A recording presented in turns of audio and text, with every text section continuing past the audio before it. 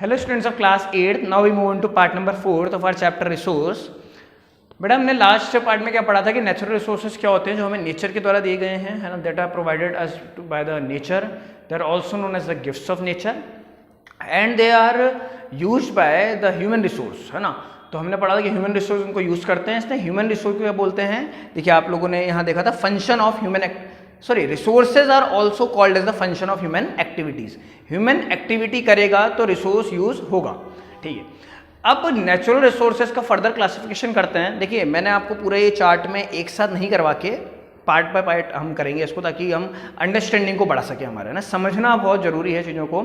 तो ये जो ग्रीन बॉक्स में आपका ये चार्ट बना हुआ है रिसोर्सेज, नेचुरल, ह्यूमन, ये मैंने बता दिया था। फिर नेचुरल का क्लासिफिकेशन हो रहा है first on the basis of level of development, है ना। आपकी बुक में लेवल ऑफ डेवलपमेंट है और दो पार्ट हैं, एक्चुअल और पोटेंशियल, है ना, जो आप लोगों को इधर भी मिल जाएगा पेज नंबर 93 पे हाईलाइट हुआ हुआ on the basis of level of development, actual and potential. इसको हम इस पार्ट में समझेंगे, ठीक है बेटा। तो आप लोगों को समझ में आ गया कैसे पढ़ने वाले हैं हम। फिर हम नेक्स्ट पढ़ेंगे on the basis of origin, exhaustibility, distribution, है ना, ऐसे करते इसको पढ़ते जाएंगे। तो बेटा पहला है on the basis of level of development. Natural resources को डेवलपमेंट के हिसाब से दो पार्ट्स करे गए हैं, एक्चुअल और पोटेंशियल। नॉर्मल सी बात है, आप समझिए एक्चुअल रिसोर्सेज क्या है, वो रिसोर्सेज जो हमको नेचर द्वारा दिए गए हैं, एक्चुअली प्रोवाइड किए गए हैं, और आज की डेट में प्रेजेंटली हम इनका यूज कर पा रहे हैं इनकी पूरी पोटेंशियल के हिसाब से। जितना इनको यूज किया जाना चाहिए हम इनको यूज कर रहे हैं, है ना। इनको यूज करने के लिए टेक्नोलॉजी हमारे पास है और इनका 100% यूज किया जा रहा है ना। तो ये क्या है, एक्चुअल रिसोर्स कहलाएंगे। जैसे फॉर एग्जांपल आपके बुक में भी ये में एलुवियल प्लेन्स, है ना, गंगा के एलुवियल प्लेन्स हैं, वहाँ पे खेती हो रही है ना।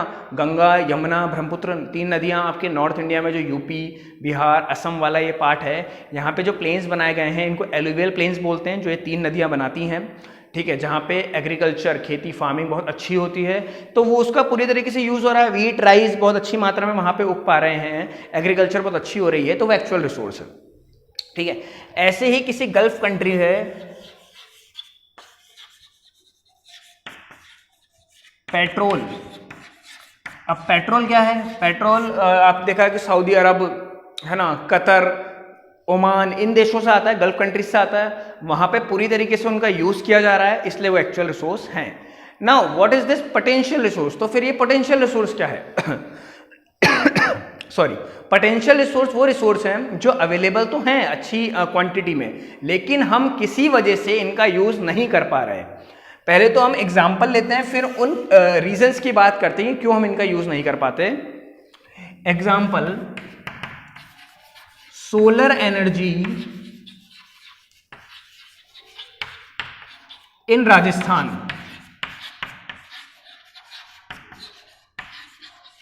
सोलर एनर्जी इन राजस्थान, आपको पता है राजस्थान हॉटेस्ट स्टेट है इंडिया का, है ना, वन ऑफ द हॉटेस्ट है, ऐसा माने। बहुत गर्मी पड़ती है राजस्थान में, खासकर हम बात करें जैसलमेर, बीकानेर, जो आपका एक थार डेजर्ट वाला पार्ट है, वहाँ पे धूप बहुत तेज रहती है गर्मी में। तो जो सोलर एनर्जी है, सोलर एनर्जी मतलब सोलर एनर्जी के प्लांट्स लगते हैं, सन की एनर्जी का यूज़ करके जब इलेक्ट्रिसिटी बनाई जाती है उसको सोलर एनर्जी के प्लांट्स बोलते हैं। देखिए बहुत पोटेंशियल है राजस्थान में कि सोलर एनर्जी के ज़्यादा से ज़्यादा पार्ट्स लगाए जाएं, है ना। हम बहुत सारे सोलर एनर्जी के प्लांट्स लगा सकते हैं, लेकिन आज भी सोलर एनर्जी, देखिए सन सबसे ज़्यादा किरणें, अपनी सबसे ज़्यादा तेज़ धूप राजस्थान को दे रहा है। आप एग्जाम्पल के तौर पे लीजिए कि सन सबसे ज़्यादा अपनी जो ऊर्जा है, एनर्जी, किसको दे रहा है, राजस्थान को दे रहा है, लेकिन तब भी सोलर एनर्जी के प्लांट में राजस्थान फर्स्ट नंबर पे नहीं है। तो इसका मतलब क्या है कि हमारे पास रिसोर्स अवेलेबल तो हैं, सन तो है, तेज गर्मी तो है, लेकिन हम उसका यूज नहीं कर पा रहे। क्यों नहीं कर पा रहे होंगे, क्या कारण होगा। मैं आपसे बोल रहा था कि कुछ रीजंस की वजह से हम ऐसा नहीं कर पाते। तो वो रीजंस क्या होंगे, वो रीजंस हो सकते हैं टेक्नोलॉजी, है ना, कैपिटल यानी कि मनी। ये वो कुछ रीजंस होते हैं जिनकी वजह से एक रिसोर्स का यूज पूरी 100% तरीके से नहीं किया जा सकता, और वो क्या रह जाता है, पोटेंशियल एनर्जी रह जाता है। अगर इसी सन का, जो राजस्थान के जोधपुर, जैसलमेर, बीकानेर में जो सन अपनी तेज धूप दे रहा है, अगर उसका यूज हम 100% करने लग जाएंगे तो वो पोटेंशियल रिसोर्स ना होकर क्या हो जाएगा, एक्चुअल रिसोर्स हो जाएगा। आप लोगों को ये बात ध्यान रखनी है, एक्चुअल रिसोर्स क्या है, वो रिसोर्स जो अवेलेबल है हमारे पास और हम उसका यूज़ कर रहे हैं 100%।